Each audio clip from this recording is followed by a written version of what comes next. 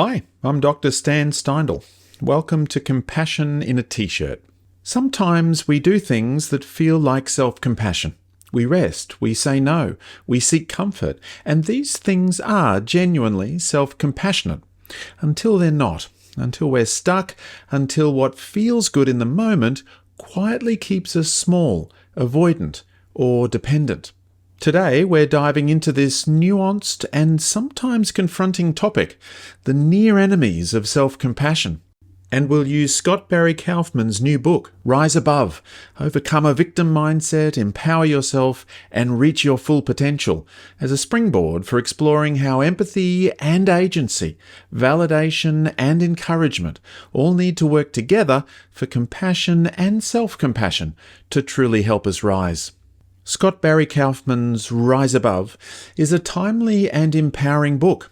With characteristic clarity and compassion, Kaufman invites readers to examine what it means to move beyond a victim mindset. He offers something refreshing, an affirmation of human potential without ignoring pain.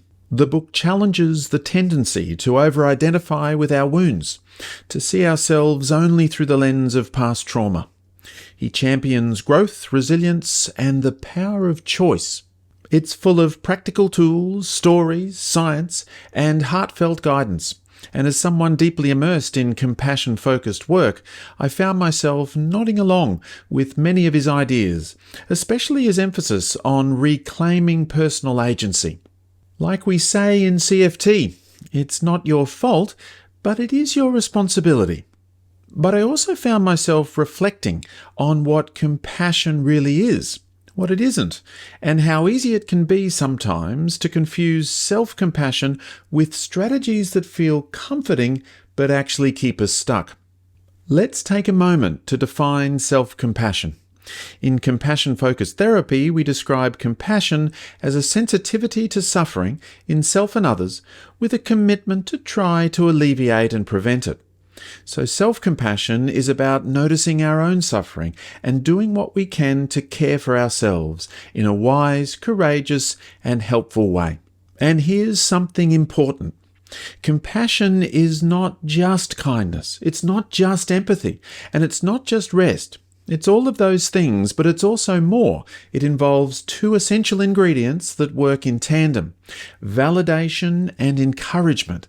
That means a deep empathy and understanding of our suffering, paired with a commitment to help ourselves take wise action. In Buddhist psychology, there's a helpful concept: the near and far enemies of compassion. Far enemies are obvious. Cruelty, indifference, shame-based self-criticism. You know the voice. You're worthless. You're a failure. Get over it. It's hostile. It's harsh. And it adds suffering to suffering. Near enemies, on the other hand, are trickier. They look like compassion. They feel like compassion, but they're not. They soothe, but they don't strengthen. They comfort, but they don't empower. We might slip into a victimhood mindset, telling ourselves, because I've been hurt, there's nothing I can do. We might over-validate our emotional state, repeating, it's okay to feel this way, again and again, without ever supporting change or movement. We might cling to self-limiting beliefs, thinking, I'm just not someone who can do that. Or we might indulge emotionally, mistaking comfort-seeking or avoidance for self-care. These states feel good temporarily, but they quietly keep us from growth. They keep us camped on one side of the bridge. Kaufman writes about the dangers of defining ourselves only by what's happened to us, and he's right. But in therapy, we often meet people who've never had their suffering truly validated, who've only ever been told to rise above, to get on with it, to stop playing the victim. So what do? We offer empathy and agency. First, we validate the pain. We say, yes, this is hard. It makes so much sense that you feel this way. And then we encourage. We say, and you're not alone, and you have strength, and you can do something with this. It's not either or, it's both and. That's the dance of self-compassion. Sometimes, in the name of self-compassion, we overindulge our threat system. We say, I need a break, when really we need to face a fear. We say, I deserve this treat, when really we're numbing. We say, I'm protecting my peace, when really we're avoiding intimacy.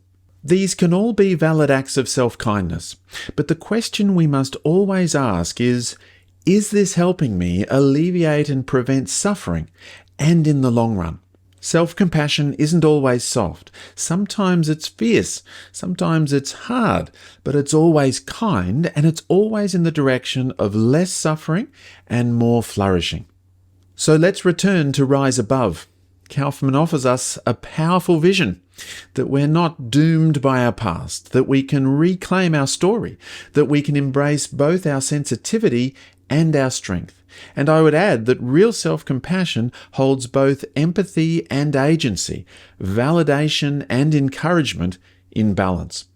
We validate the pain, we see it, we honour it, and then we rise, maybe slowly, maybe with trepidation, maybe with help, but we rise. If we want to grow, if we want to rise above, we need to think carefully about what self-compassion really is. It's not just about feeling good. It's about taking the steps that are good for us, for ourselves, and for the world. Thanks for watching.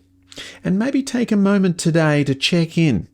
Is what I'm doing truly helping me to rise above?